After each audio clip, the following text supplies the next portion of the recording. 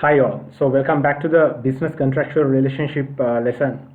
During the last week, if I'm correct, we discussed about the contract of employment, and there we discussed about types of employment of employees and different types of organizations, how they do offer the employment and things like that, as well as the types of resignations when they try to leave the employment. So how can the employees can submit their resignations and things like that.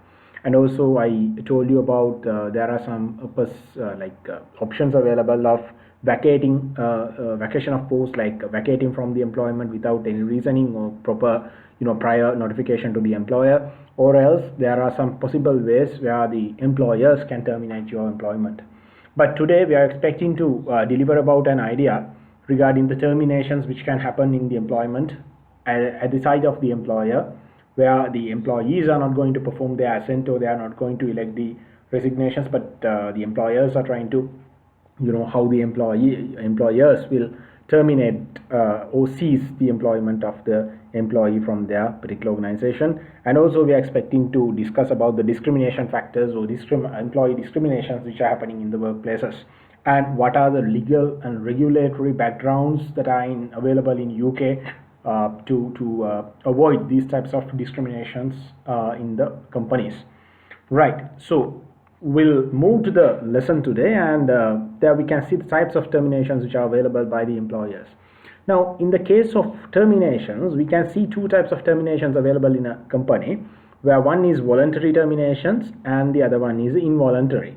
So voluntary terminations, of course, like basically a submission of a resignation by the employee on its own accord, right? Giving its full assent, or giving its he or she may elect him or herself to cease the employment from the particular employer, right? So that is known as voluntary, where the employee itself does.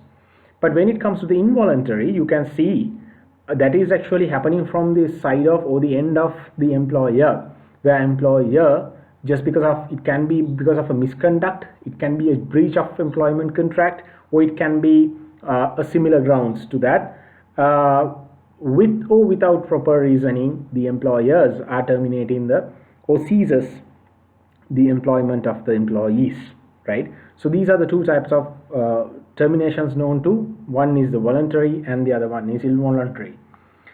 Right. Now the terminations which are happening through the employer are, it can be happen in both ways, either termination by the assent of the employee, or as a termination by the employer's willful terminations, or let's say dismissals from employment or layoff, right? So terminations like by the assents, we call it as the voluntary termination, or it equals to the resignations or notification with the prior notification, or with the notification resignation, right? Or let's say there's another called termination by the employer. It can be known as the dismissal, or normally we say sack from the employments, or let's say dismissal from employment or layoff, right? So we are here today, we are going to discuss about the dismissals, since we have discussed about the resignations in our previous lessons. Okay, so now the terminations by the employer, in some instances the employees are compelled to submit their resignations, but often they are challengeable under the court of law, under the law of employment. Because why? In some instances the employers, without giving a proper reasoning, or without mentioning about the grounds to dismiss that person from the employment, some of the employers are asking them to, or compelled them to submit their resignations and leave. So that is actually not a proper termination by the employer. Those are known as willful terminations, or those are not terminations which can be considered as legal terminations. Those are like illegal terminations, and those can be challengeable in the labor tribunals, right? So in terminations which are considered as willful terminations on employment, where if the party is innocent. Now let's think, if the employee didn't, let's say he doesn't know about anything, he probably he hasn't done anything wrong to the company, or hasn't breached any condition of the employment contract. So because of that, that party becomes innocent, right? Employee becomes innocent. So in that case, the party claim for the damages through sue the employer, right? Such terminations are known as unfair dismissals. So as the employers, if you are an employee, you must know what are the remedies that you should take if you faced for an unlawful termination or unfair dismissal. And of course, if you are an employer, you should know to not to perform unfair dismissals to your employees, because it's not legal and it's not ethical though, right? Now coming to the types of dismissal which can be carried out, there are three types, which are known as summary dismissal, constructive dismissal, and wrongful dismissal. Now when it comes to summary dismissal, those are happening based on the capacity of conduct of the employee, right? So now in the nature of where the employee is dismissed, right? So the employee can be dismissed even without giving notice, right? Normally the regulation is to give 1 month prior notification, or let's say as per their contractual agreement between the employee and employer has the authority, has the liability to give a 3 months prior, 1 month prior notification, or let's say in absence of the notification or in absence of prior proper notification, employer must pay a salary of 1 month or else 3 months as per the contractual agreement between the parties. That is actually as per the agreement that they do existing. Let's say if the employee has agreed to give a prior notification of 1 month, let's say 30 days period to the employer before he resigns, now it's authority, or let's say it's the liability of the employer to give 1 month salary, or let's say 30 days salary, or else 30 days notification period until the summary dismissal or the date of termination of the employment contract, right? But without giving that particular, let's say if the summary dismissal says, if the summary dismissal is included in the contract of employment, so that the employee should know there's no such responsibility the employer bears, where to notify the employee before the termination, or let's say even without giving a notification period, the employer reserves the right to terminate the employment of the employee, right? So in the case of summary dismissal, the dismissal takes place with an immediate effect, right? So be careful whenever you sign some of the documents. Let's say if you are an employee, be careful whether the employment letter or let's say the contract of employment contains a summary dismissal closure in it, right? And then the second one is constructive dismissal, where the employer creates a nature, or let's say creates a hostile work environment in order to employee to leave or employee to resign from the work, right? So it's happening as a voluntary conduct, but it's another termination where employer impliedly facilitates the employee to leave. Like as an example, let's say let's say if a person works for an organization for a long time, let's say maybe 10 years, at the same time he's working as the let's say HR assistant, right? Or let's say HR executive probably, because the time is its time is 10 years almost. So because of that, but the employee's conduct is like a bit of awkward, or let's say it's not acceptable by the acceptable to the management. Because of that, the management decides to hire another person, right, to his position, but to remain him constant in his position as well, which leads impliedly to leave or to resign the previous, or let's say the first person from the employment. So that is one way of constructive dismissal. So one party is working there, the employer recruits another, so that since that person has recruited the same position, because of the frustration, the first employee will leave. So that is basically a constructive dismissal, right? So the third part is wrongful dismissal. Third one is wrongful. So wrongful in the sense, in a breach case, or let's say in a nature of breach, or it can be a breach of, let's say a nature of misconduct, just because of that the employee asked to leave, right? So that is called wrongful dismissal, right? So in the dismissal, you should know it can be without giving a prior notification to the employee, right? Then how can the employees can contest or challenge against these dismissals, right? Now, if the employee is having sufficient evidences to prove that he or she is being terminated unfairly or dismissed by the employer unfairly, so they can go and file a case against the employer at the labor tribunal courts, right? There's a separate court called labor tribunals. So basically, that is to to solve the or to resolve the labor conflicts, or known as labor employer conflicts between, so known as disputes, right? So there are in the LT or labor tribunals, the courts will order the following if they proved that the dismissal was not legal, or dismissal is like it was like constructive dismissal where the employee was not asked to but tempted to leave. So in that case, the LT will recommend one of the following to compensate the employee. We call that one as the frustrated employee, right? So the frustrated employee will be benefiting on reinstatement, right?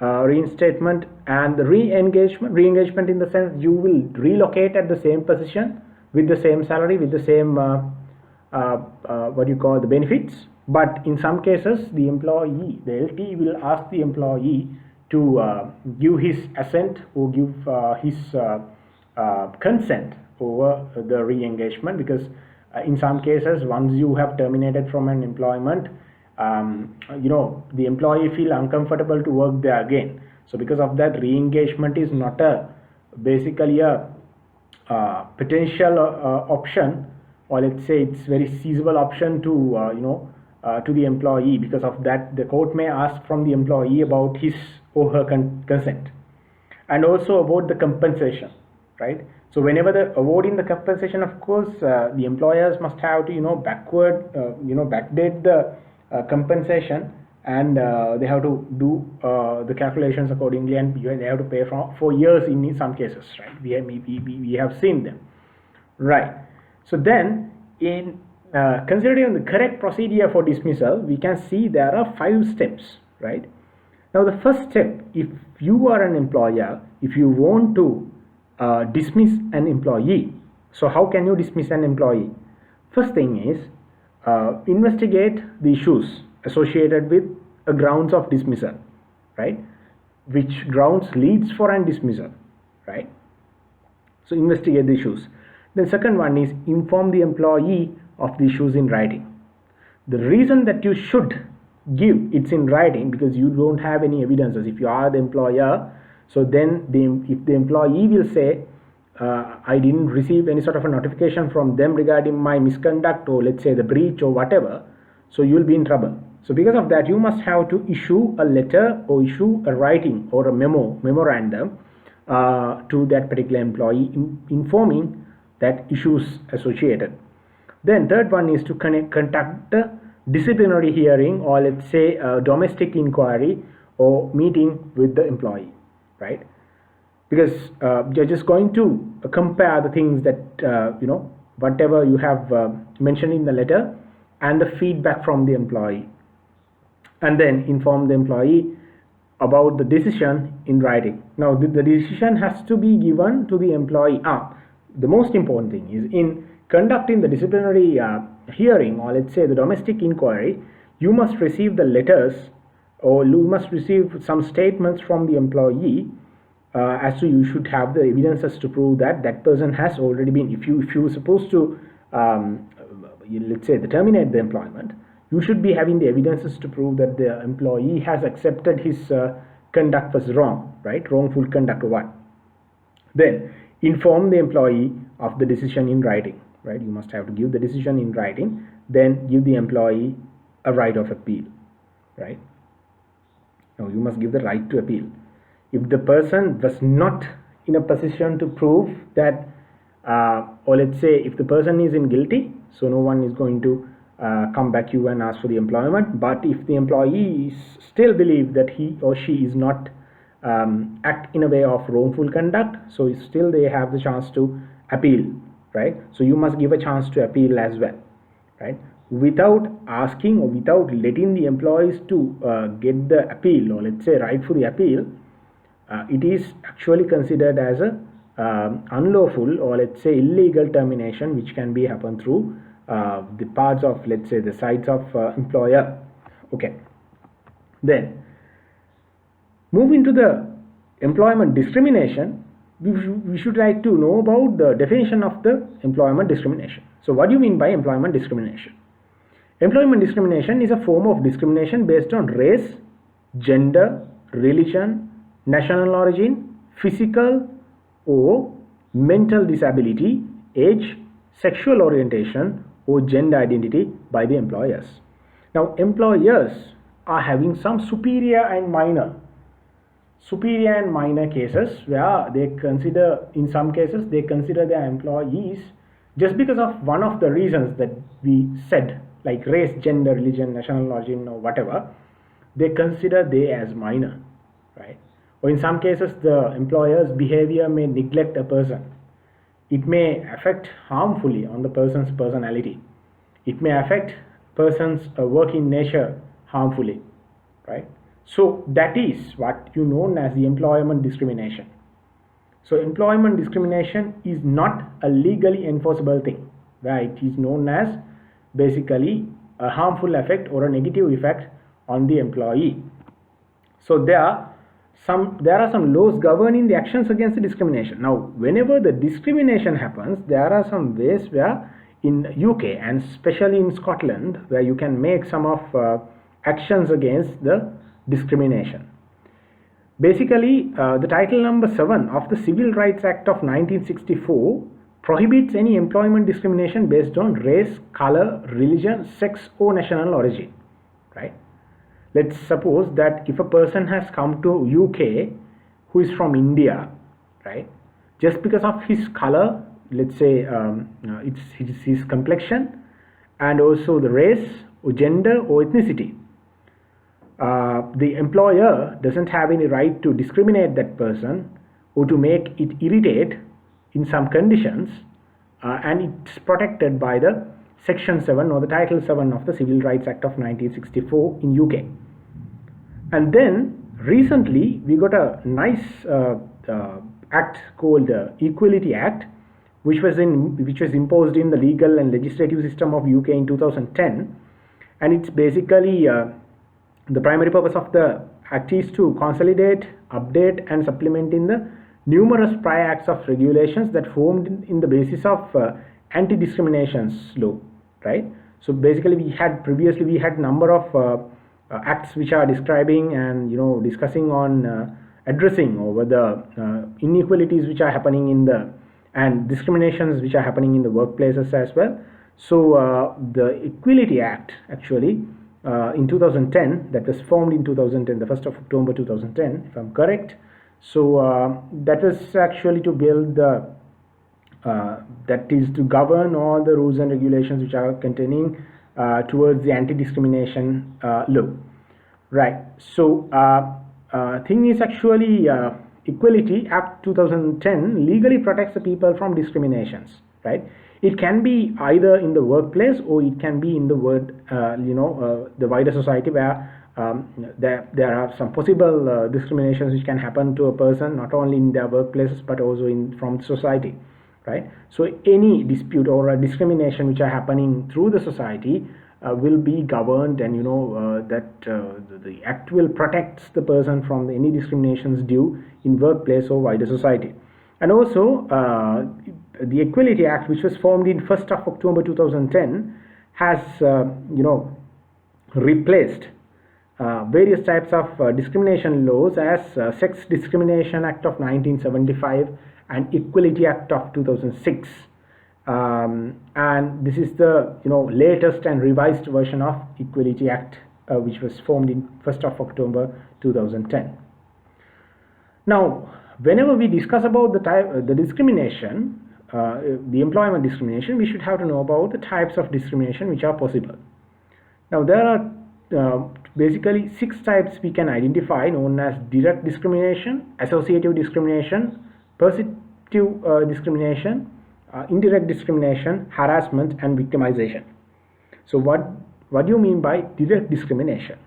Direct discrimination happens where a person or a group of people is treated less favorably than another person or a people, or a group of people, let's say, right? Direct discrimination, right? A person or a particular people, a set of group, will be considered as inferior, right? Or treated less favorably than the other people or part. Then associative discrimination, where act of discriminating against an individual because of the association with another person who has a protected characteristic, right?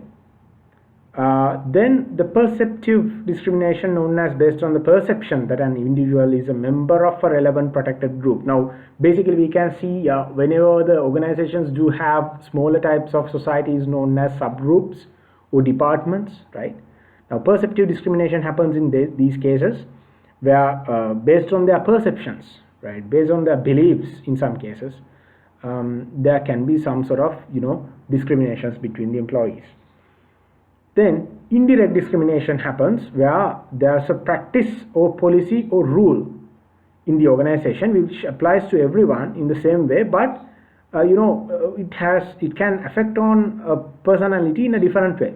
Let's suppose in a country like Sri Lanka, if let's say there are so much of people, most of the people, those who are employed by a company can be Buddhists, while they are asked to work on Fridays, but if they recruited a person who is a Malay, or let's say who is Muslim, so the Islamic person will be having a trouble where he may, the company may not allow him to go for prayers in Friday. I'm just getting an example, but it's not happening really in Sri Lanka. But in some cases there can be, right? There's no sort of authorization to go there and do the whatever the prayers due on Friday. But that creates that person discriminated just because of his race or ethnicity, right? That is what you call as indirect discrimination, right? And harassments. Now, recently we have got so many cases about harassments, right? It can be either sexual, physical, even in cyber cases, cyberbullying and all these things, right? So whatever the aggressive pressures and aggressive behaviors or the intermediation through some way, right? Aggressive pressure and aggressive intermediation. It can be happen through physical, personal, discriminatory, physiological, or cyberbullying, or sexual, third-party harassments, right? Just because of you are having, let's suppose you are the employee and employer is having a favor on you. Probably you are a lady, right? In that case, in order to influence you to conduct a relationship between the manager and the employer and you, right? Let's say he will influence another person. Let's say you have a brother, but he is always bullying that person, right? That case called the third party harassments, right? And victimization. Victimization means the actions of singling someone out for cruel or unjust treatment, right? So these are the possible types of discriminations which can be possible in the workplaces. Now, what are the remedies for the discrimination? There are so many remedies which are governed by the Act's rules, especially the Equality Act of 2010 and Civil Act of 1964 in UK, right? So, especially the Section 7. Remedies for the discrimination can either be financial compensation or damages, or else non-compensatory awards. Right, so these are the things I actually intended to discuss today. So thank you very much for attending to the meeting. Thank you.